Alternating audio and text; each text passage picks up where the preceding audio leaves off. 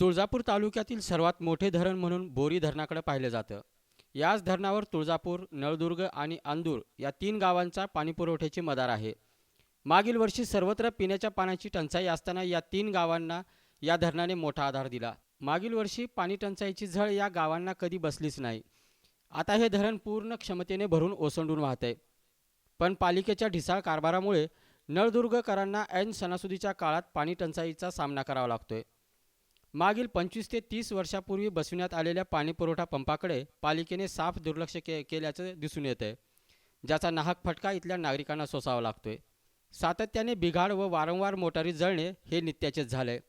नळदुर्गच्या याच पाणीपुरवठा पंपाचा आढावा घेतलाय आमचे प्रतिनिधी सुनील बनसोडे यांनी. नळदुर्ग शहराला पाणी पुरवठा करणाऱ्या बोरी धरणामध्ये मुबलक पाणी आलं असलं तरी नगरपालिकेच्या ढिसाळ कारभारपणामुळे नळदुर्गला पाणी पुरवठा करणाऱ्या हा पंपावरती 4 दिवसाला, 8 दिवसाला, 15 दिवसाला मोटारी जळण्याचं प्रमाण हे सातत्याचं झालेलं आहे. केवळ मोटारी जळत असल्यामुळे मुबलक पाणी असूनही नळदुर्गकरांना पिण्याच्या पाण्याचा सामना करावा लागतोय, टंचाई निर्माण होते. आता ऐन दसऱ्यामध्ये अशाच प्रकारच्या मोटारी जळाल्यामुळे नळदुर्गकरांना पिण्याच्या पाण्याचा प्रश्न तर गंभीर झालेला आहे, परंतु साफसफाई करण्यामध्ये दसऱ्याच्या साफसफाईमध्ये सुद्धा अडचण निर्माण झालेली आहे. आपण या ठिकाणी पाहू शकता की अशा पद्धतीच्या मोटारी ज्या आहेत या भंगार मोटारी आहेत. 30-35 वर्षापूर्वी बसवलेल्या या मोटारी आहेत. या मोटारीकडे नळदुर्ग नगरपालिकेचं साफ अशा पद्धतीचं दुर्लक्ष आहे. केवळ निधी अभावी या ठिकाणी नवीन मोटारी बसवण्यात आलेलं नाही अशा पद्धतीचं सुतोवाच मुख्याधिकारी करत असले तरी त्या संदर्भात तातडीनं काय कारवाई करता येईल याकडे मात्र त्यांनी साफ नकार दिलेला आहे. कुठल्याही या पिण्याच्या पाण्याच्या संदर्भात जी टंचाई निर्माण झालेली आहे त्यावर बोलण्यासाठी त्यांनी नकार दिलेला आहे. कुठल्याही प्रकारची प्रतिक्रिया त्यांनी व्यक्त केली नाही. परंतु नळदुर्गकरांच्या नशिबी मात्र मुबलक पाणी असूनही पाणी टंचाईला सामोरं जाण्याची वेळ मात्र आज घडीला आलेली आहे. रमजान काळातही नळदुर्गकरांना पाणी टंचाईचा सामना करावा लागला. आता दसऱ्यामध्येही पाणी टंचाईचा सामना करावा लागतोय. नळांना मागील आठवडाभरात पाणी आलेच नाही, ज्यामुळे अनेक जण वाहत असलेल्या नदीच्या आणि धरणाच्या पाण्यावर आधार ठेवून आहेत. मी लहू लोंढे नळदुर्ग परिसरात राहतो आणि दसऱ्याचं दिवासाठी आम्हाला नळाला पाणी नसल्यामुळं 1 किलोमीटर अंतरावर तळ्यावर येऊन दिवायची परिस्थिती आली. त्याच्यामुळं 1 किलोमीटर अंतरावर आम्ही दिवायला आलेलो आहेत आणि घरातलं तरी पाणी नसल्यामुळं घरातलंही दिवायचं अजून असंच राहिलेलं आहे. नळदुर्ग शहराला पाणी पुरवठा करणारे बोरी धरण संपूर्ण क्षमतेने भरलेले आहे. आपण या ठिकाणी पाहू शकता की अशा पद्धतीने हे जे बोरी धरण आहे या बोरी धरण पूर्ण क्षमतेने या ठिकाणी भरलेलं आपल्याला या ठिकाणी पाहायला मिळते. परंतु असे असले तरी हे नळदुर्गकरांना पिण्याच्या पाण्याच्या समस्याला सामोरं जावं लागतं आहे.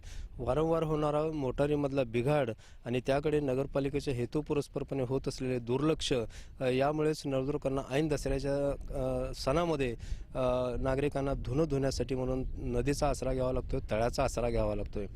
आज आपण या ठिकाणी हे जे पाहतोय की या ठिकाणी हे जवळपास 4 किलोमीटर अंतरावरून या ठिकाणी धुण्यासाठी म्हणून केवळ आणि केवळ नळाला पाणी नसल्यामुळे या ठिकाणी आलेले आपल्याला नागरिक पाहायला मिळत आहेत.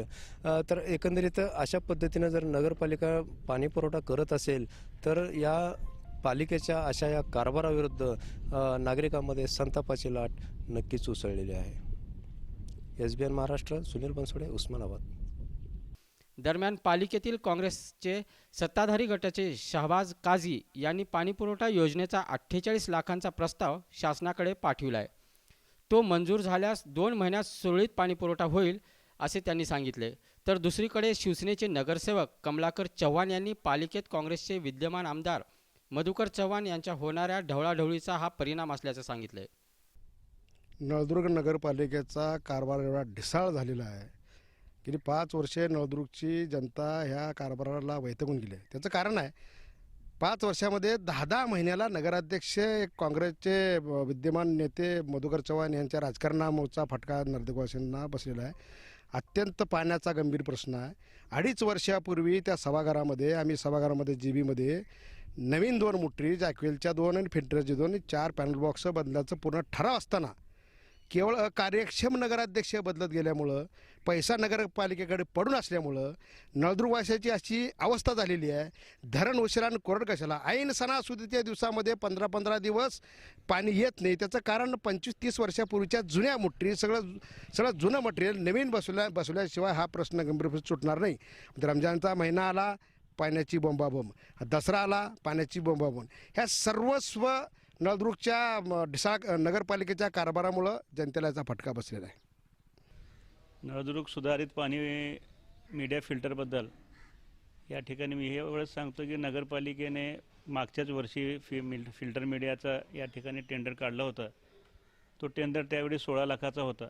पण टेंडर आणि इस्टिमेट कास्ट कमी जास्त असल्यामुळे संबंधित टेंडर गुत्तेदारांनी केलेलं नाही.